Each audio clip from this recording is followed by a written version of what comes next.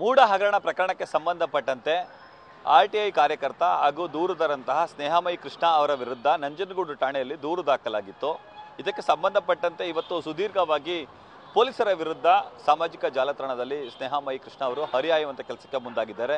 ಇದರ ಜೊತೆಗೆ ಮೂಡದ ತನಿಖೆ ಎಲ್ಲಿ ಗಂಟ ಬಂದಿದೆ, ಈ ಎಲ್ಲ ವಿಚಾರಗಳನ್ನು ಕುರಿತು ಮಾತಾಡಲಿಕ್ಕೆ ನಮ್ಮ ಜೊತೆ ದೂರುದಾರಂತಹ ಸ್ನೇಹಮಯಿ ಕೃಷ್ಣ ಅವ್ರನ್ನ ಮಾತಾಡಿಸ್ತಾ ಹೋಗ್ತೀನಿ.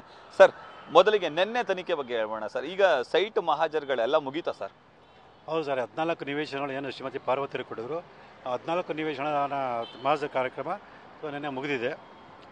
ಇವತ್ತಿಂದ ಅವರು ಅದೇ ದಾಖಲಾತಿಗಳು ಸಂಗ್ರಹ ಮಾಡುವಂಥದ್ದು ಮತ್ತು ಇತರ ಸಾಕ್ಷಿಗಳನ್ನು ಸಂಗ್ರಹ ಮಾಡುವಂಥದ್ದು, ಸಾಕ್ಷ್ಯಾಧಾರಗಳು ವಿಚಾರಣೆ ಮಾಡುವಂಥ ತನಿಖಾ ಪ್ರಕ್ರಿಯೆಯನ್ನು ನಡೆಸ್ತಾರೆ. ಮತ್ತೆ ನಿಮ್ಮನ್ನ ಏನಾದರೂ ಕರಿತೀನಿ ಅಂತ ಏನಾದರೂ ಹೇಳಿದ್ರು ಸರ್? ಸದ್ಯಕ್ಕೆ ಇಲ್ಲ, ಅವಶ್ಯಕತೆ ಬಂದರೆ ನೋಟಿಸ್ ಕೊಟ್ಟು ಕರೆಸ್ತೀವಿ ಅಂತ ಹೇಳಿದ್ದಾರೆ. ಈವರೆಗೆ ಅವರು ಮಾಡಿರುವಂಥ ತನಿಖೆ ನಿಮಗೆ ಆತ್ಮತೃಪ್ತಿ ತಂದಿದೆ ಸರ್? ಈಗ ನನ್ನ ಮುಂದೆ ಮಹಾಜರ್ ಪ್ರಕ್ರಿಯೆ ಅಷ್ಟೇ ನಡೆಸಿದ್ದಾರೆ. ಈ ಮಹಾಜರ್ ಪ್ರಕ್ರಿಯೆ ಕಾನೂನುಬದ್ಧವಾಗಿ ನಡೆಸಿದ್ರಿಂದ ಸದ್ಯಕ್ಕೆ ಅದ್ರ ಬಗ್ಗೆ ಒಂದು ಸಮಾಧಾನ ಇದೆ ಸರ್. ಈಗ ಕೆಸರೆಗೆ ಹೋಗಿದ್ರಿ ಸರ್, 3.14 ಎಕರೆ. ಇಲ್ಲಿ ವಿಜಯನಗರಕ್ಕೆ ಹೋಗಿದ್ರಿ, 14 ಸೈಟ್ಗಳು. ಎರಡೂ ಸರ್ವೆ ಕಾರ್ಯದಲ್ಲಿ ಪಾಲ್ಗೊಂಡಿದ್ರಿ ಸರ್. ನಿಮ್ಗೆ ಮೊದಲೇ ಭೂಮಿ ಗೊತ್ತಿತ್ತಾ ಸರ್? ಅದು ಅಲ್ಲ, ನನಗೆ ಕೆಸರೆ ಭೂಮಿ ಅಷ್ಟೇ ಗೊತ್ತಿತ್ತು. ಸೊ ಈ ನಿವೇಶನ ಗೊತ್ತಿರಲಿಲ್ಲ. ಹಾಗಾಗಿ ಮೂಡ ಅಧಿಕಾರಿಗಳನ್ನ ಕರೆಸ್ಕೊಂಡು ಅವರ ಒಂದು ನೇತೃತ್ವದಲ್ಲೇ ನಿವೇಶನ ಗುರುತಿಸಿ ಮಹಾಜರ್ ಮಾಡೋಂಥ ಕಾರ್ಯಕ್ರಮ ಮಾಡಲಾಗಿದೆ ಸರ್. ಮುಂದಿನ ತನಿಖೆ ಹೇಗಿರುತ್ತೆ ಅಂತ ಏನಾದರೂ ಹೇಳಿದ್ರೆ ಸರ್ ಲೋಕಾಯುಕ್ತ ಅಧಿಕಾರಿ? ಇಲ್ಲ ಸರ್, ಅದು ತನಿಖಾಧಿಕಾರಿ ವಿವೇಚನೆ ಒಳಪಟ್ಟ ವಿಷಯ. ಅವರು ನಮಗಾಗಲಿ ಅಥವಾ ಬೇರೆ ಯಾರಿಗೂ ಆಗಲಿ ಹೇಳೋಂಥದ್ದಲ್ಲ. ಅವರು ಏನು ಮಾಡಬೇಕಂತ ಅವ್ರಿಗೆ ಅನಿಸುತ್ತೆ, ಕಾನೂನು ಪ್ರಕಾರ ಅವರು ತನಿಖಾ ಪ್ರಕ್ರಿಯೆ ನಡೆಸ್ತಾರೆ ಸರ್. ನಿನ್ನೆವರೆಗೂ ರಾಜಕಾರಣಿಗಳಿಗೆ ಟಾಂಗ್ ಕೊಡ್ತಾ ಇದ್ರಿ, ಈಗ ಪೊಲೀಸರಿಗೆ ಸುದೀರ್ಘವಾಗಿ ಒಂದು 15 ಪ್ರಶ್ನೆಗಳನ್ನ ಹಾಕಿ ನಂಜನಗೂಡು ಪೊಲೀಸರಿಗೆ ನೀವು ಪ್ರಶ್ನೆನ ಕೇಳಿದ್ರಿ.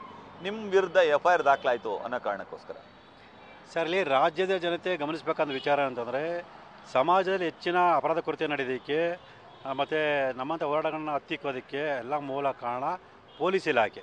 ಸೊ ಪೊಲೀಸ್ ಇಲಾಖೆಯಲ್ಲಿರ್ತಕ್ಕಂಥ ಅಧಿಕಾರಿಗಳು ಕಾನೂನು ಪ್ರಕಾರ, ಕರ್ತವ್ಯದ ಪ್ರಕಾರ ಅವರು ಕರ್ತವ್ಯವನ್ನು ನಿರ್ವಹಿಸಿದರೆ ಸಮಾಜದಲ್ಲಿ ನಡೀತಕ್ಕಂಥ ಅರ್ಧ ಅಪರಾಧ ಕೃತ್ಯ ಕಡಿಮೆ ಆಗುತ್ತೆ ಸರ್.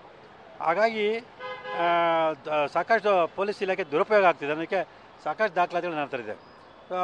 ನಮ್ಮಂಥ ಹೋರಾಟಗಾರ ಹತ್ತಿಕ್ಕಂಥದ್ದು, ಯಾರು ಒಬ್ಬರ ವಿರುದ್ಧ ನಾವು ಸೇರ್ ತೀರಿಸ್ಕೋಬೇಕು ಅಂದ್ರೆ ಏನು ಬೇಕಾಗಿಲ್ಲ. ಪೊಲೀಸರು ಹೋಗ್ಬಿಟ್ಟು ಒಂದಷ್ಟು ಲಂಚ ಕೊಟ್ಬಿಟ್ಟು ಒಂದು ಬಿಳಿ ಹಳೆದ ಒಂದು ಪತ್ರ ದೂರು ಬರ್ಕೊಟ್ರೆ ಸಾಕು. ಉಳಿದಿದ್ದು ಸರ್ಕಾರಿ ಹಣವನ್ನು ದುರುಪಯೋಗ ಪಡಿಸ್ಕೊಂಡು, ನ್ಯಾಯಾಲಯ ಅಮೂಲ್ಯ ಸಮಯನ ದುರುಪಯೋಗ ಪಡಿಸ್ಕೊಂಡು, ಈ ಪೊಲೀಸರು ಸರ್ವಾಧಿಕಾರಿ ರೀತಿ ನಡ್ಕೊಂಡು ಕಾನೂನು ತಮ್ಮ ಆಟಿಕೆ ವಸ್ತುಗಳ ರೀತಿಯಲ್ಲಿ ನಡ್ಕೊಳ್ತಾ ಇದ್ದಾರೆ ಅನ್ನೋದರ ಸಾಕಷ್ಟು ಉದಾಹರಣೆಗಳಿದೆ. ಸೊ ಇದಕ್ಕೆ ಮುಖ್ಯವಾದ ಇದು ಅಂತಂದರೆ ಈ ನನ್ನ ವಿರುದ್ಧ ದಾಖಲಾಗಿರೋಂಥದ್ದು. ಸೊ ಅದರಲ್ಲಿ ಸ್ಪಷ್ಟವಾಗಿ ದೂರು ಕೊಟ್ಟಿದ್ದಾರೆ. ದೂರಲ್ಲಿ ಅರ್ಜಿ ತಿಳಿಸಿದರೆ ಸ್ನೇಹಮಯಿ ಕೃಷ್ಣ 18/7/2024 ನಂಜನಗೂಡಿನ ಸರ್ಕಾರ ಉಳ್ಳಾಳಿ ಸರ್ಕಾರದ ಮುಂದೆ ಬಂದು, ಸೊ ನನಗೂ ನಮ್ಮ ತಾಯಿಗೂ ಕಿರುಕುಳ ಕೊಟ್ಟರು, ಮಾನ ಹಾನಿಯಾಗಿರೋದು ನಡ್ಕೊಂಡ್ರು ಅಂತೇಳಿ. ಆದರೆ ಆ ಕೂಡಲೇ ಪೊಲೀಸರು ತಮ್ಮ ಒಂದು ಏನು ಅಧಿಕಾರನ ಬಳಸ್ಕೊಂಡು ನನ್ನ ದೂರವಾಣಿ ದಾಖಲೆನ ತಗೊಂಡಿದ್ರೆ, ಮತ್ತು ಅಲ್ಲಿ ಸ್ಥಳದಲ್ಲಿರ್ತಕ್ಕಂಥ CC ಕ್ಯಾಮರಾ ವೀಡಿಯೋನ ತಗೊಂಡಿದ್ರೆ ಸುಳ್ಳೊಂದು ಗೊತ್ತಾಗ್ತಿತ್ತು.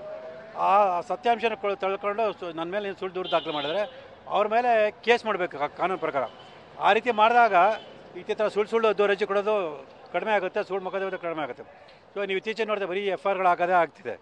ಸುಳ್ಳು ದೂರುಗಳು ದಾಖಲೆ ಮಾಡಿಸಿ ಎದುರಿಸೋಂಥದ್ದು.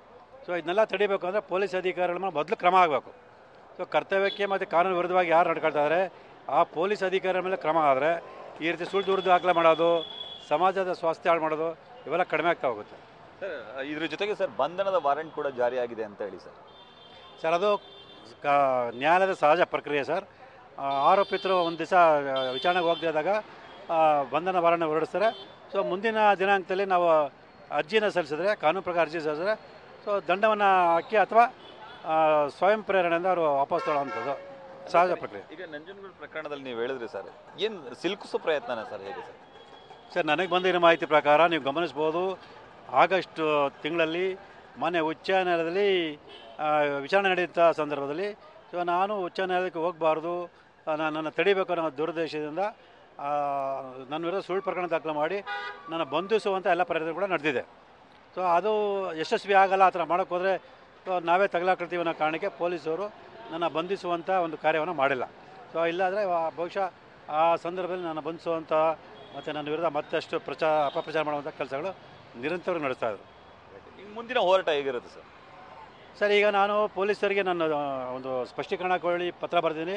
ಅವರು 7 ದಿವಸದೊಳಗೆ ನನಗೆ ಉತ್ತರ ಕೊಡಬೇಕು. ಕೊಡಲಿಲ್ಲ ಅಂತಂದರೆ ಮೇಲಾಧಿಕಾರಿಗಳಿಗೆ ಮತ್ತು ಸರ್ಕಾರಿ ಕಾರ್ಯದರ್ಶಿಗೂ ಒಂದು ಪತ್ರ ಕೊಡ್ತೀನಿ. ಈ ಥರ ಪೊಲೀಸರು ತಮ್ಮ ಅಧಿಕಾರ ದುರ್ಬಳಕೆ ಮಾಡಿಕೊಂಡು ಸರ್ಕಾರದ ಹಣವನ್ನು ದುರುಪಯೋಗ ಪಡ್ಕೊಂಡು ಈ ಥರ ನಮ್ಮಂಥ ಹೋರಾಟಗಾರರ ವಿರುದ್ಧ ಸುಳ್ಳು ಪ್ರಕರಣ ದಾಖಲು ಮಾಡಿ ಸೊ ನಮ್ಮ ಹೋರಾಟಗಳು ಹತ್ತಿಕ್ಕುವಂಥ ಮತ್ತು ಸುಳ್ಳು ಪ್ರಕರಣ ದಾಖಲು ಮಾಡುವ ಮೂಲಕ ಸಮಾಜವನ್ನು ಸ್ವಾಸ್ಥ್ಯ ಮಾಡೋದಕ್ಕೆ ಅವರು ಪ್ರಯತ್ನ ಮಾಡ್ತಾಯಿದ್ದಾರೆ. ಇದ್ರ ಬಗ್ಗೆ ನೀವು ಕ್ರಮ ತಗೊಳ್ಳಿ ಅಂತೇಳಿ ಅವರು ಕ್ರಮ ತಗೊಳ್ಳೋದಂದರೆ ಸೊ ಮಾನ್ಯ ಉಚ್ಚ ನ್ಯಾಯಾಲಯದಲ್ಲಿ ಒಂದು ಅರ್ಜಿಯನ್ನು ಸಲ್ಲಿಸಿ ಸೊ ಸರ್ಕಾರದ ಕಾರ್ಯದರ್ಶಿಯನ್ನು ಮತ್ತು ಏನು DGP ಇದ್ದಾರೆ ಅವ್ರನ್ನ ಮತ್ತು ಸಂಬಂಧಪಟ್ಟ ಪೊಲೀಸ್ ಅಧಿಕಾರಿಗಳನ್ನ ವಿಚಾರಣೆಗೊಳಪಡಿಸಿ ಅವರು ಯಾಕೆ ಕಾನೂನು ಪ್ರಕಾರ ತಮ್ಮ ಕರ್ತವ್ಯ ಪ್ರಕಾರ ಕೆಲಸ ನಿರ್ವಹಣೆ ಮಾಡ್ತಾಯಿಲ್ಲ, ಸಮಾಜ ಸ್ವಾಸ್ಥ್ಯ ಯಾಕೆ ಹಾಳು ಮಾಡ್ತಾಯಿದ್ದಾರೆ, ಸುಳ್ಳು ದೂರುಗಳನ್ನು ದಾಖಲು ಮಾಡೋಕ್ಕೆ ಯಾಕೆ ಅವಕಾಶ ಮಾಡಿಕೊಡ್ತಾಯಿದ್ದಾರೆ ಅನ್ನೋದನ್ನ ಅಲ್ಲೇ ಪ್ರಶ್ನೆ ಮಾಡುವಂಥ ನಿರ್ಧಾರ ಮಾಡಿದ್ದೀನಿ. Thank you sir. ಇದಿಷ್ಟು RTIನ ಕಾರ್ಯಕರ್ತರು ಹಾಗೂ ದೂರುದಾರರಂತಹ ಸ್ನೇಹಮಯಿ ಕೃಷ್ಣ ಅವರ ಮಾತುಗಳು. ಕ್ಯಾಮರಾಮನ್ ವಿನಯ್ ಜೊತೆ Ravi Pandavapura, news first Mysuru. News first ನಿರ್ಭೀತಿಯಿಂದ ನಿಮ್ಮ ಪರವಾಗಿ.